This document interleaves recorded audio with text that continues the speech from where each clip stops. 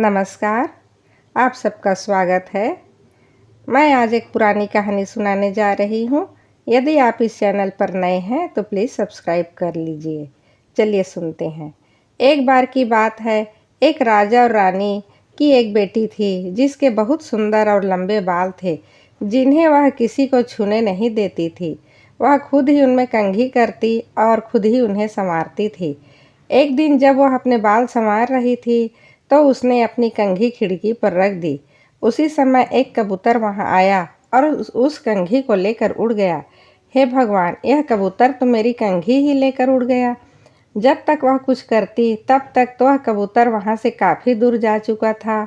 अगली सुबह राजकुमारी फिर उसी खिड़की के पास बैठी अपने बाल संवार रही थी कि वही कबूतर फिर से आया और उसके बालों में लगाने वाला रबर उठा कर ले गया।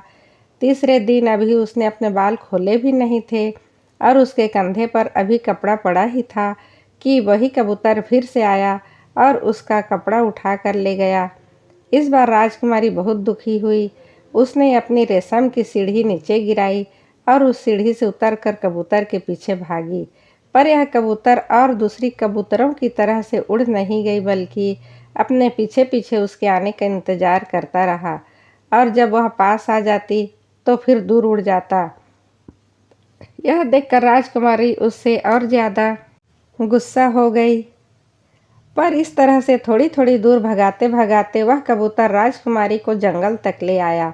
वहां जंगल में एक अकेला मकान खड़ा था। वह कबूतर उस मकान में घुस गया।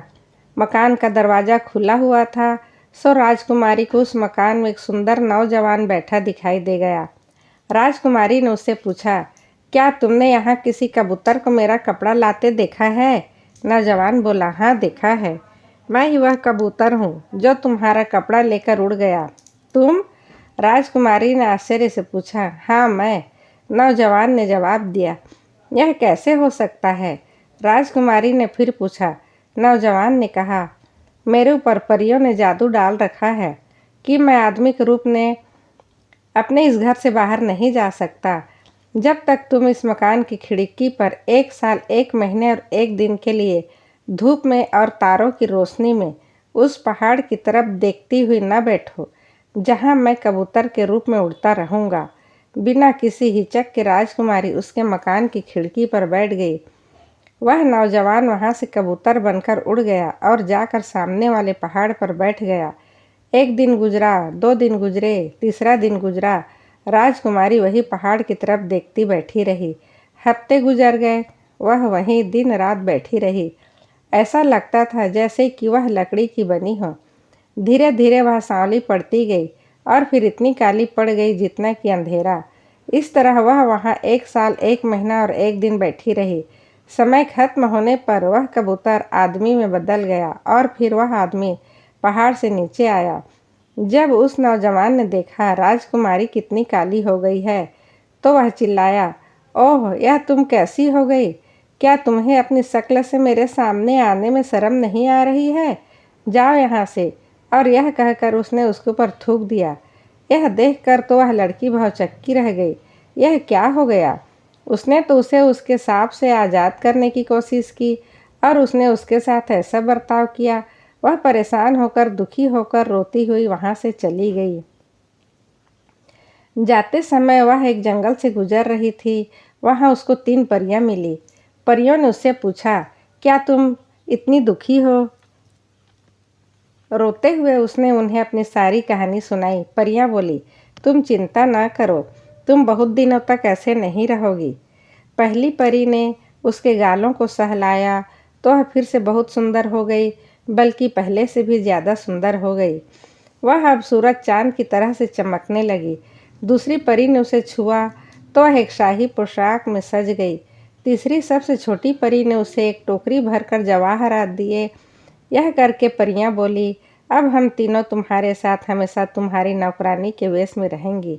फिर वे सब उस देश में पहुंची जिस देश का वह नौजवान राजा था।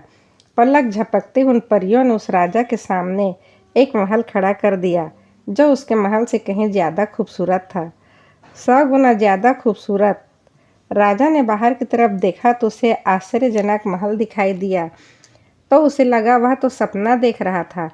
इतना सुंदर महल तो उसने पहले कभी नहीं देखा था। उसकी एक खिड़की पर उसे एक राजकुमारी बैठी नजर आई, तो उसे देखकर तो वह उससे प्यार ही कर बैठा। परियों ने कहा, अगर वह तुमसे मिलना चाहे तो उसे मिलने के लिए उत्साहित करना। पहले दिन तो राजा उसे देखता रहा, दूसरे दिन उसने उसकी तरफ देखकर आंखें झपकाई और तीसरे दिन उसने उससे पूछा, क्या वह उससे मिलने आ सकता है? राजकुमारी ने जवाब दिया, महाराज, अगर आप मुझसे मिलने आना चाहते हैं तो पहले अपने छज्जे से मेरे छज्जे तक गुलाब के पंखुड़ियों का 2 इंच मोटा कालीन बिछाएं। राजा ने उसे अपनी शर्त पूरी करने से कहने भी नहीं दी। उसने अपने नौकरों को एक ऐसा कालीन बिछाने का आदेश दे दिया जो गुलाब की पंखुड़ियों को बना हो और 2 इंच मोटा हो। बहुत सारी स्त्रियां गुलाब की पंखुड़ियां तोड़ने में लग गईं। ऐसा तो पहले कभी किसी ने देखा नहीं था, सुना नहीं था। जब गुलाब की पंखुड़ियों का कालीन बिछ गया तो परियों ने राजकुमारी से कहा, अब तुम एक बहुत ही शानदार राजकुमारी की तरह तैयार हो जाओ और इस कालीन पर चलो। जब तुम आधे रास्ते पहुंच जाओ तो बस तुम राजा को यह दिखाना कि तुम्हारे पैर में कांटा चुभ गया है, बाकी हम देख लेंगे। तो राजकुमारी उस गुलाब की पंखुड़ियों से बने कालीन पर चली। वह गुलाबी रंग की पोशाक पहने थी। दूसरी तरफ राजा उसका बेसब्री से इंतजार कर रहा था। राजकुमारी ने उसे कालीन पर पैर रखने से मना कर रखा था। जब वह आधे रास्ते पहुंची तो चिल्लाई, अरे मैं मरी, मेरे पैर में तो कांटा चुभ गया, और उसने बेहोश होने का बहाना किया। यह देखकर परियों ने उसे पकड़ा और उसे वापस उसके महल ले चली। राजा उसकी सहायता के लिए जाना चाहता था, पर राजकुमारी ने उसे उस कालीन पर चलने से मना कर रखा था, इसलिए वह उसके कहने के अनुसार वहीं रुक गया। अपने महल से उसे राजकुमारी के महल में सब लोग आते जाते दिखाई दे रहे थे। आखिर में उसको एक पंडित भी दिखाई दिया। बस केवल राजा को ही उसके पास जाने की इजाज़त नहीं थी, बाकी तो बहुत सारे लोग उसके पास तक आ जा रहे थे। उसने फिर उड़ती उड़ती खबर सुनी कि उस कांटे से राजकुमारी की टांग इतनी सूज गई, उसकी तबीयत बहुत खराब होती जा रही है। 40 दिन बाद उसने सुना कि राजकुमारी की बीमारी कुछ ठीक हो रही थी। जब यह बात बाहर फैली तो राजकुमार ने फिर से उससे मिलने की बात की। परियां फिर बोली, उससे कहो तुम उससे मिलोगी, पर इस बार उसे 3 इंच मोटा चमेली के फूलों की पंखुड़ियों का कालीन बिछाना होगा, और जब तुम उस कालीन पर आधी दूर पहुँचो तो फिर से कांटा चुभने का बहाना करना।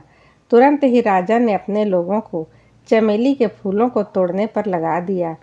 बहुत जल्दी ही उन फूलों की पंखुड़ियों का 3 इंच मोटा कालीन राजकुमारी के महल से राजा के महल तक बिछा दिया गया। जब राजकुमारी उस कालीन पर जाने लगी तो आधी दूर जाने पर वह चिल्लाई, अरे मैं तो मर गई, एक कांटा मेरे पैर में चुभ गया, और वह चक्कर खाकर गिर पड़ी। कि बीच में ही उसकी परियों ने उसे संभाल लिया और वे उसे उसके वापस महल तक ले आईं। राजा बेचारा फिर बहुत परेशान हुआ। उसने अपने कई नौकर उसके पास भेजे, पर उनमें से किसी को भी उससे मिलने नहीं दिया गया, और वह बेचारा राजा दीवार से ही अपना सिर फोड़ता रह गया। इस धक्के से वह खुद बीमार पड़ गया, पर फिर भी वह अपने नौकर को राजकुमारी की तबीयत का हाल जानने के लिए उसके महल में भेजता रहा। जब उससे नहीं रहा गया तो खुद बीमार होते हुए भी उसने उससे मिलने की इजाज़त मांगी, क्योंकि वह उससे शादी करना चाहता था। राजकुमारी ने कहा, अब मैं उसके पास तभी आऊँगी जब मैं उसे मरा हुआ देखूँगी। यह जवाब सुनकर तो राजा का दिमाग ही घूम गया। फिर भी उसने एक चिता तैयार करवाया। अपने आप को मरा हुआ दिखाते हुए वह उस चीते पर लेट गया। उसने राजकुमारी की खिड़की के नीचे ही चिता बनवाई थी। फिर उसने अपने नौकरों से कहलवाया, देखिए राजकुमारी जी, हमारे मरे हुए राजा को। राजकुमारी बाहर अपने छज्जे पर गई और बोली, उफ, तुम इतना नीचे गिर गए हो। तुमने यह सब एक लड़की के लिए कहा, और यह कहकर उसके ऊपर थूक दिया। यह सुनकर और यह देखकर उस राजा को याद आया उसने एक भली लड़की के साथ क्या किया था, जो अंधेरे की तरह काली थी, पर उसे अब लग रहा था कि वह लड़की इस लड़की से कोई ज़्यादा अलग नहीं थी जिसे वह प्यार करता था। अचानक उसे लगा कि वह काली लड़की और यह राजकुमारी तो दोनों एक ही थी। वह तो यह सोचकर ही झूठी लाश के बजाय सच्ची लाश जैसा हो गया। पर उसी समय वे तीनों परियां वहां आ गई और उससे बोली कि उसकी राजकुमारी उसका इंतजार कर रही थी। राजा उठकर अंदर गया और राजकुमारी से माफ़ी मांगी। शाही चौपाल खोला गया और उन दोनों की शादी हो गई। राजा उन 3 परियों को अपने पास रखने के लिए बहुत इच्छुक था, पर उन्होंने दोनों को विदा किया और कहा और वहां से चली गई। वह राजा और राजकुमारी फिर बहुत दिनों तक खुशी खुशी रहे।